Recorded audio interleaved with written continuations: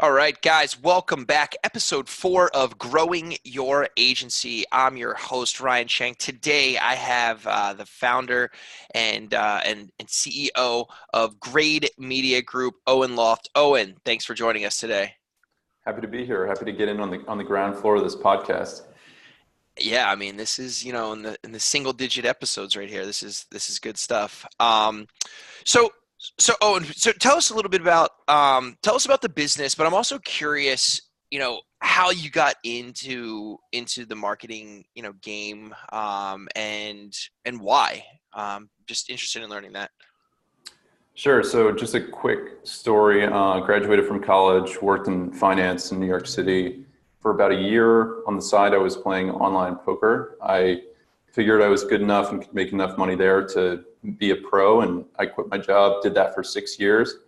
Traveled the world, had a lot of fun, kind of lived The Dan Bilzerian life. nah, not like that. I wish. But no, the digital nomad kind of typical thing. Mm-hmm. So that was fun. That was cool. Was ready for some more stability. Wanted to get into the startup world. Tried coding for a bit, learned a little bit, but wasn't something I wanted to do every day. And so I learned digital marketing, and then I joined like a good reputable agency. I was the oldest intern in company history, but I quickly rose the ranks. I was there for a few years doing only paid search, went to another agency where I was doing more Facebook, paid social, CRO type work, and then just over a year ago, started my own agency. So that's the 1 minute version, and Yeah. that's how I ended up where I am today. Interesting. So just diving into that a little bit. So you said you learned digital marketing before you were an intern at the agency. How did you why and how, I guess? I mean, I didn't really know it well enough to do anything effectively. I basically went to a general assembly class, which gives you a good overview. It was like a 10-week program, where you kind of learn the different channels. You learn what a UTM is and that kind of thing, how to segment, the different areas for growth. But I really didn't get any hands-on experience until I started this agency, and just started like everybody else, doing negative keywords, SQRs, learning how to build campaigns from scratch. And so it was a good training program. Within 3 months, the internship was over. I got a full-time role and was managing my own accounts within the next few months after that.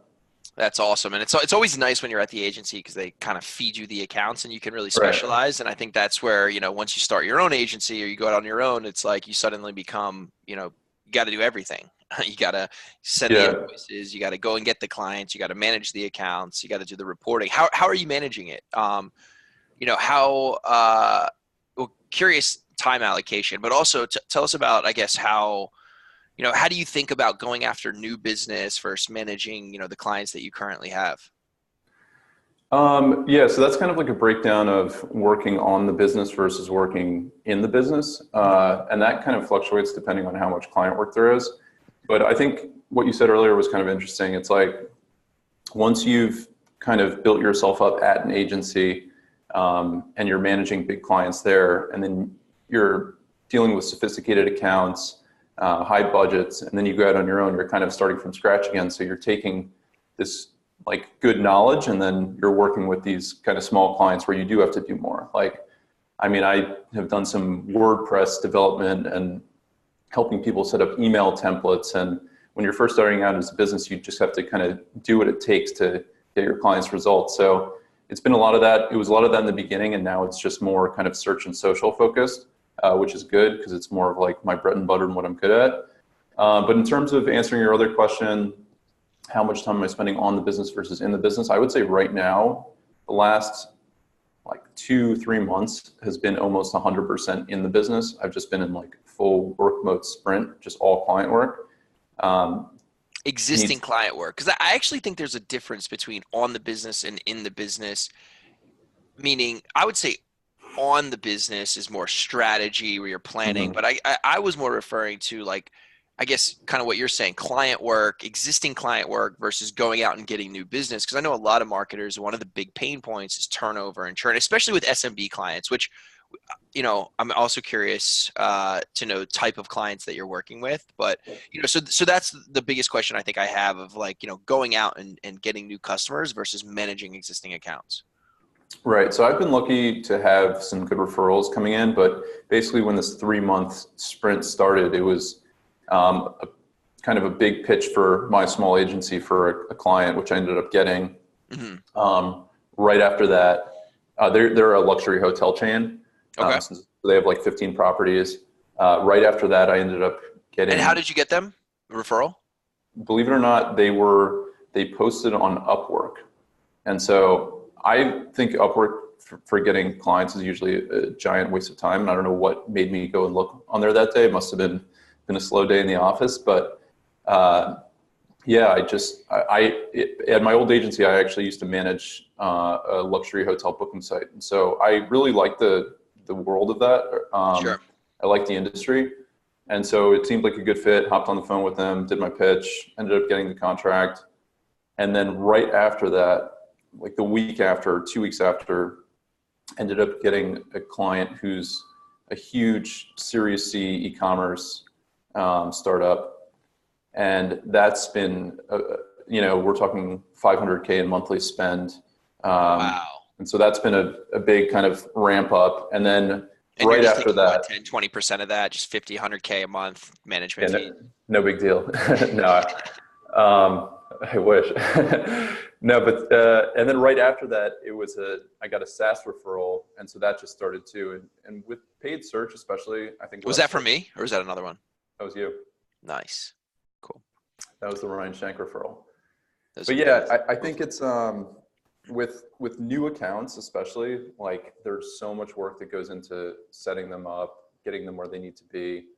It always helps if there's existing data, but one of the things that, like, one of the reasons why I'm in business pretty much is because almost every single time that I look at an account in an audit or whatever, I just see like tremendous amounts of ad spend being wasted or misallocated, or things aren't being segmented properly. So there's always a ton of upfront work. That's why I've been in this kind of 3-month sprint. And now I'm hoping to shift, like working on the business, kind of going forward strategy, long-term planning, trying to get that into like the 20% range.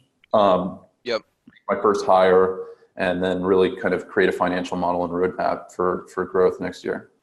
So you're mainly managing paid spend, right? Because I think that there's a lot of agencies out there, and some are branding only, some are creatives, and then there's some performance-based agencies that are doing a lot of like just paid search, right? Whether that's Google Ads and Bing, and then maybe some Facebook. So what's the bread and butter? Are you mainly AdWords, mainly Facebook? All performance, mostly AdWords, and a much smaller percent Facebook. I would say that like my core, like my best skill is totally paid search. I would say that like I'm not total expert level at Facebook. I think I'm probably top 5%, but not like top 1%. Sure. So, and honestly, I prefer working in AdWords more. I like the interface more. I'm more familiar with it. I don't like building things in Facebook. I actually don't really like using Facebook as much. So that'll probably be like higher number 2 is getting somebody who's just like a total Facebook stud who can. I think it also depends, and curious to hear your thoughts on this, but I think it does depend on the actual business. Like a few episodes ago, we had on Will, and he manages the spend for a canvas, an art company. You've probably seen them on Instagram called Iconic. They just raised a bunch of money from Gary Vee and Scooter and everything. And that's not something you're necessarily searching for, right? Like motivational wall art, like for apartment. Like, I don't know, maybe there is search volume, maybe there's not, but it's something where you're kind of like shopping and you see it versus like seeking it out. And I think like, there a bunch of verticals and a bunch of products that I think are going to be better on Facebook versus in on paid search like AdWords. I totally agree with you. I mean, ultimately, like what channel works really depends on what kind of business it is. With something like that, I listened to the podcast with Will. I think that makes total sense. He's probably crushing it there. And if I was managing that client, if I got that referral, I would recommend almost all Facebook, maybe some Google Shopping. But Yeah, it's much more of a visual thing. I think just with the way it's worked out with my current clients, there's just not as much Facebook activity happening. I'm only really managing Facebook for one e-commerce client, and then I'm doing kind of like dynamic remarketing or just regular remarketing for several other clients as well. But yeah, ultimately it comes down to the business. I think mostly e-commerce is better for Facebook, whereas like B2B SaaS, it's like tends to be a lot more difficult. Got it. So you're managing hundreds, greater than 500K for the one client plus all your other clients. You're probably managing what, almost $750,000 a month in ad spend. Ballpark. Yeah, That's around yeah, there. that's pretty good for 1 year in, and branching out on your own. So tell me about, so you said Upwork, you said some referrals. What other channels have worked for you? Because I know, by the way, just so everyone, listeners know, I met you at an event in New York where you went to like a Techstars demo day event, right? So I'm assuming Right. you went there for networking, potentially. I don't know, so I'm curious to know channels where you're acquiring customers.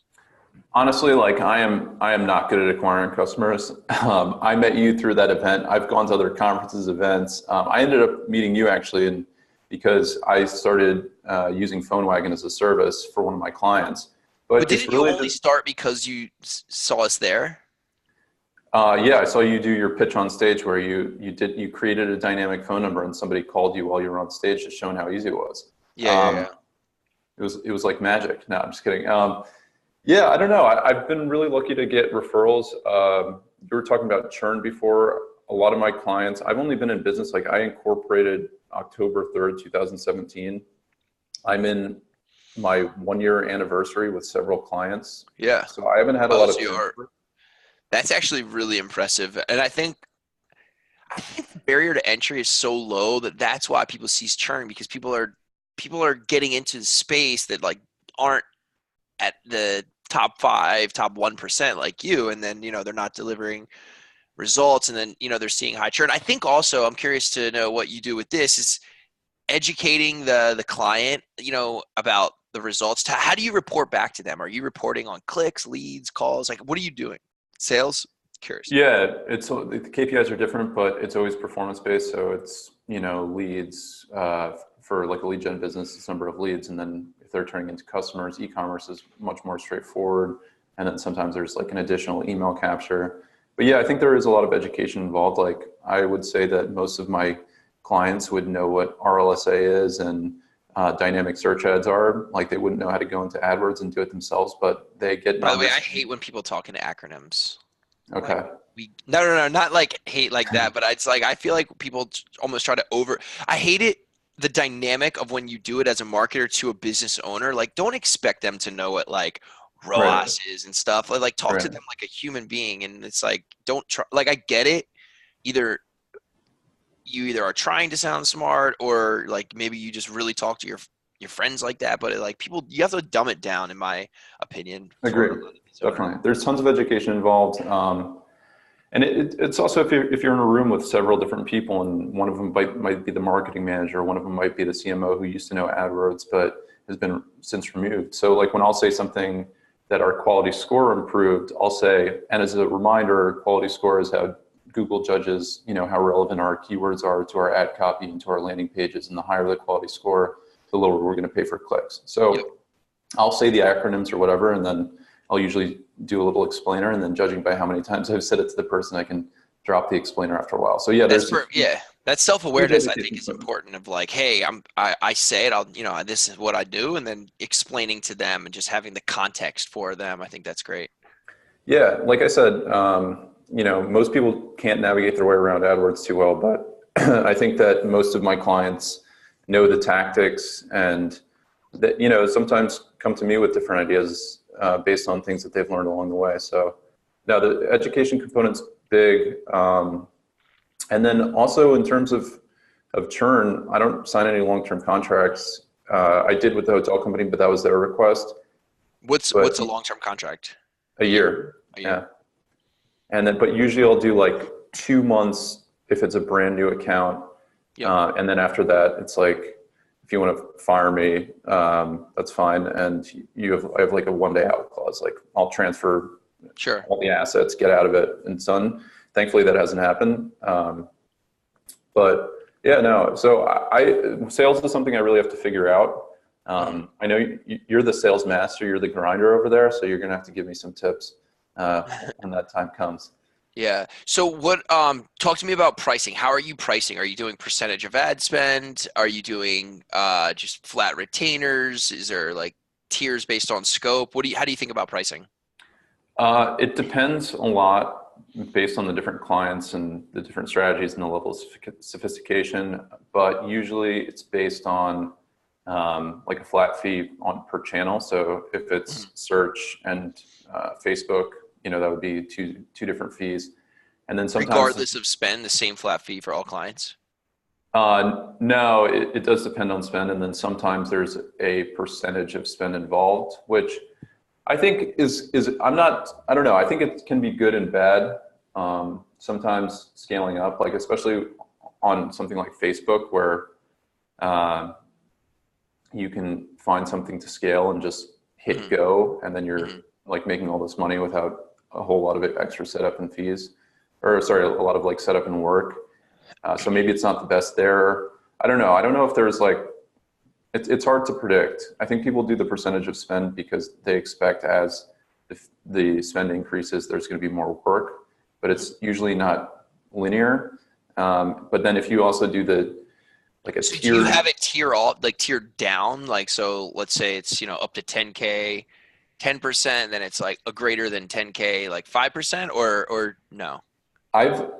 At my old agency, I haven't done it at my current agency, but at the first agency I worked at, one of my accounts was this like insurance comparison site, and they would spend anywhere between like 3 and 900K a month, and they were on a tiered system. And it actually turned out that if they spent 900K a month, they were paying us less than if they were spending 3 to 400K. Like I didn't do the Less on a negotiation. percentage basis or less on an absolute dollar No, basis? less total. What? I didn't negotiate that contract, but yeah, and I was the tiered spend, it can create like a weird system where the marketer could potentially be incentivized to spend less. I mean, ultimately, like I'm not pushing budget unless I'm getting results. I've definitely audited accounts where it's clear that they were working on a percentage of spend. I audited one account, which is now I think they're like valued at like $1 billion, and they started out as just like a hardware startup. And I looked at their account, and they had spent the old agency, which is actually a pretty big, well-known agency in New York. They had spent about $90,000 in the last 2 months on display prospecting, and they were bidding Not retargeting, just pure general like prospect. throw money in the garbage. And they were doing a max CPC of $6.50, which on the display network is absolutely crazy. Yeah. And they were probably making a percentage of that. Like the customer, they got no. I mean, you can call that brand awareness, but it's just really like lighting money on fire. They got no conversions from it or anything. So in those cases, yeah, like if you're doing brand awareness or something, percentage of spend is just asking for trouble. But if it's performance based and you can't spend unless you're like hitting your goals, then it can make a little bit more sense there. Yeah, see, I think that's where it makes sense. If there's some kind of levers in there that is checks and balances, right? It's like, you're only going to continue to spend if we're continuing to get, some type of conversion rate or some type of like, acquisition cost, target cost to acquire the customer, as the checks for that. So what kind of tools are you building? Obviously the e-commerce has their own site. How do you think about kind of breaking out the scope of work? Like, what do you do with creatives? Are you doing the copy on the sites and the landers? If you're doing the landers, what kind of software are you using? Are you using like an Unbounce? Talk to me about that. Yeah, I'm not as much of a creative type, so not doing a ton of like the copy or any of like really the creative work. I'm more of like a data and numbers guy. Yep. I can give direction based on things I've seen in best practices, but I usually leave the implementation up to the clients, or I can recommend different contractors or freelancers if they need that. But in terms of tools like Unbounce, definitely for like landing pages, A/B testing. Other tools that I just kind of like use all the time that I couldn't really live without. Supermetrics, which is it's like API hookup to AdWords, analytics, Bing ads, LinkedIn ads, Facebook ads, everything, and it hooks up to Google Sheets, so you can just create these automated reports really easily. It also hooks up to Google Data Studio, so you can set up reports that way. But that's good for client reports. It's good for daily budget tracking. It's good for pacing. It's good for a lot of things. So I use that a lot. Good old-fashioned AdWords editor. Use it all the time for like bulk editing, getting things done quickly there. Pretty much. What about keyword research? I've flip-flopped a lot. I don't think any of the solutions are that great. They're all kind of directional. I like this thing called Keywords Everywhere, which is a Chrome plugin. And as you're just searching Google normally, it'll tell you what the average CPC and volume is for that search. And I think they connect to like SEMrush or something like that. And then on the side, they'll list a whole bunch of similar keywords with volumes and CPC estimates. So I think that's good. I think SEMrush, they have this like keyword magic tool, and I think they're actually really good. If you're building out an account from scratch that doesn't have any history, they're really good at finding and anticipating negatives before they even happen, because you can use their tool and they'll just give you all these searches and you're like, wow, that would definitely show up for my phrase match or broad match keyword. So you can kind of get the jump on that. But in terms of actually doing competitive research and seeing how much other people are spending and what they're spending it on, I don't think there's any solution that's like really that great. Got it. I saw Neil Patel just launched a keyword. I think it's a keyword research tool similar to like SEMrush or Ahrefs. Haven't checked it out. I think it's that. I actually haven't even like really looked into it that much. All right. This is awesome. So we're just going to wrap it up with three questions. First question, what is your morning routine? Morning routine it's kind of a work in progress. It used to be really bad. It used to be me waking up to my phone alarm clock, snoozing a bunch of times, and then picking up my phone and actually using it in bed for half an hour before getting out of bed. So now my phone charges in another room at night. I use an old-fashioned alarm clock. Oh, wow. And I get it. Yeah, it's good. No iPad, no phone anywhere close to bed. And then try to work out in the morning before work, like once or twice a week. That's really ideal. Like if I could have an ideal morning, it would just be wake up. What time are you waking up? It depends. I try to get 8 hours. So sometimes if I'm up later, I'll wake up later, but usually it's around like 7:30, I would say.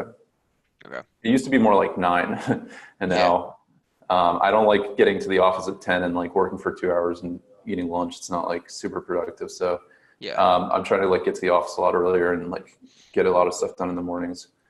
So that's, and then I don't eat breakfast. I have 2 caffeine pills and I'm just ready to go. No coffee, caffeine pills? Just sometimes coffee and caffeine pills. Depends how much sleep I got. I'm Sure. on 3 hours of sleep last night, so I've had about 3 coffees this morning. So. Oh wow! And you were 4 hours the night before. I know, it's a bad week. That's crazy. Second question: if you were, a lot of people listening, watching, following along, they want to break into the scene. If you were, one piece of advice, what would you do to get started? How would you get off the ground? How do you do what you're doing? How do you get your first client? What do you do? I would say before you kind of quit your job, to get a couple freelance clients that you're working on after work. That's how I got started. I had like one client that was paying me $1,000 a month. And then I got a second one that was paying me something similar. Mm-hmm. I probably quit my job a little too early, but I have some risk in my DNA, so I didn't mind. And the first month that I actually quit, I pitched one of my 1K clients a 20K web redesign and package that I've just figured out how to do, and they accepted it. And so that got me on my way. But I would say try to get some clients on the side before, going out on your own completely. Because sales, I don't know. I think for some people it might be more natural. For me, it takes a little bit more time. And I think once I get the connection, like once I get the referral, I usually do pretty well. And I think my close rate's really high. But just getting that initial meeting or having a big network is like something that I don't really have. Feeding the top of the funnel, so you're good. Yeah. Middle funnel. That's why I'm doing this podcast right now. Yeah, it's gonna feed the top of the funnel. All right, awesome. Owen, appreciate you joining us. Where do we find you, and how can people connect with you? People can just email me directly, owen@grademediagroup.com, or just give me a call, 347-636-4175. Awesome. And your website? It's grademediagroup.com. Grademediagroup.com. Awesome. Owen Loft, Grade Media Group. Thank you so much for joining us.